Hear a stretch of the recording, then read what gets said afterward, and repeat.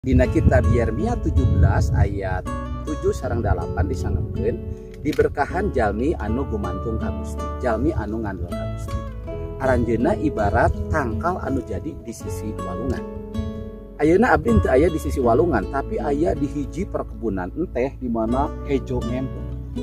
Jalmi anu gumantung ka Gusti, tumuwuhna bakal hejo ngempong, bakal diberkahan Gusti. Pamirsa, ulah gumantung kana kegiatan nyalira, ulah gumantung karena kapinteran nyalira, tapi kedah gumantung ka Gusti. Jalmi anu gumantung ka Gusti diberkahan. Ibarat tangkal anu hejo ngemplong, sapertos kebon enteh ieu hejo ngemplong. Eta tanda jalmi anu diberkahan ku Gusti nya eta hirupna hejo ngemplong siga tatangkalan dina kahirupan sadidinten diberkahan ku Gusti. Pamugi ieu ngemutkeun urang sadaya. Gusti ngaberkahan.